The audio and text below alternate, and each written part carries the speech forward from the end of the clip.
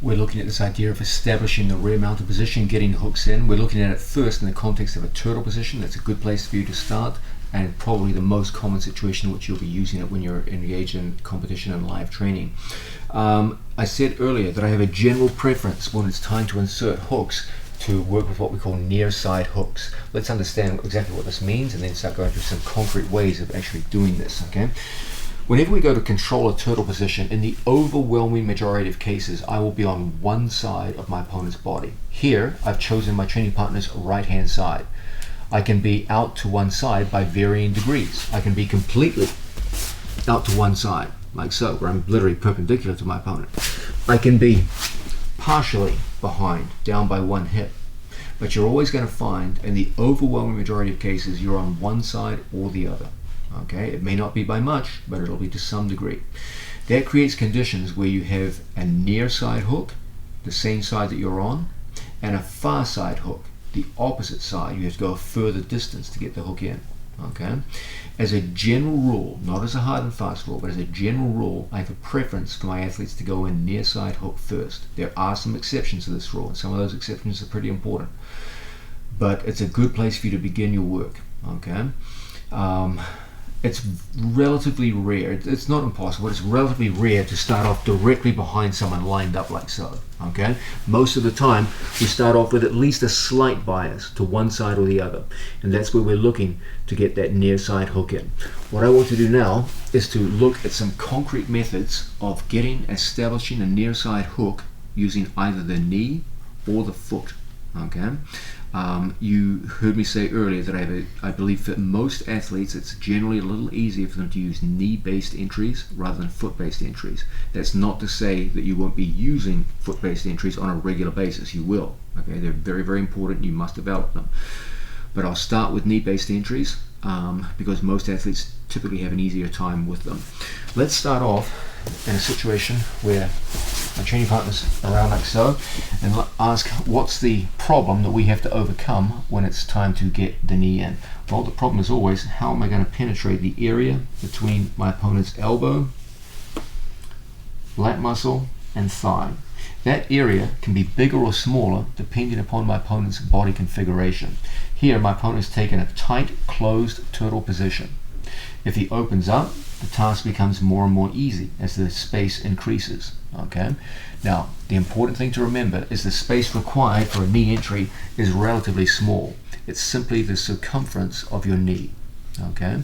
You will have to learn to push your knee into fairly small crevices and establish that upper body hook and turn it into ultimately a lower body hook. As a general rule, I like, once I penetrate with the knee, to turn the knee back into my opponent's thigh towards the crotch so that I develop a pinching effect around my opponent's thigh. I'm going to demonstrate this now so you can see exactly what I'm talking about. From a situation where I start off like so, the ideal is for me to penetrate with the knee and then get my knee facing back towards my training partner's crotch. This means that when I go to sit down and sag down to the floor, you'll notice something interesting happens. It finishes with me in a knee pinch where my two knees pinch and control my training partner's hip. That creates a very, very easy set of conditions where the simple extension of my leg creates a perfect hook. And once we create that perfect hook, it's fairly easy for me to turn it into a full back position. Okay? So that's always what we're looking for when we go in on our training partner and try to establish the knee entry. Let's look first at a situation, our first means of going in on our opponent, where he has a pretty tight turtle position. It's pretty defensive. The elbows are in and it's a pretty tight looking turtle position.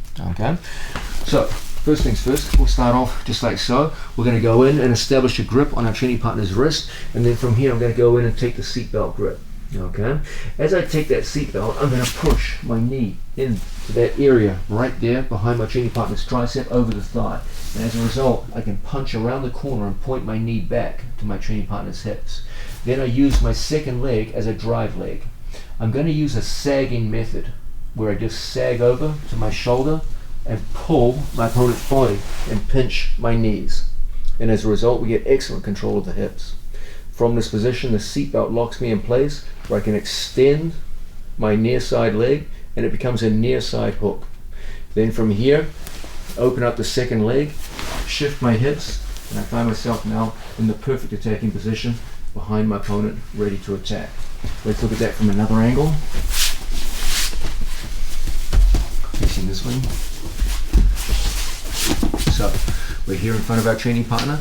I go in with the knee. We're starting off behind our training partner. Seatbelt established. I turn the knee around the corner and sag down towards the floor. Okay. Now, that's sagging entry. I'm not doing a forward roll. We'll look at forward rolls later. But for now, we're using a conservative sagging method of putting my opponent down. Okay. When I drag my opponent down to the floor, look how my right knee shovels underneath my opponent's body, so that as I pull him to the mat, my right knee lifts and shovels, so that his hips elevate up into the air. Okay, I maintain the seat belt, the foot goes over the top of my training partner's leg, and we're in the perfect position now to drop him into the space we've developed and end up in a fine attacking position. This is a good example of what I call a low amplitude method of establishing the hooks. As a coach, I have a general preference for low amplitude methods of entering into the back position.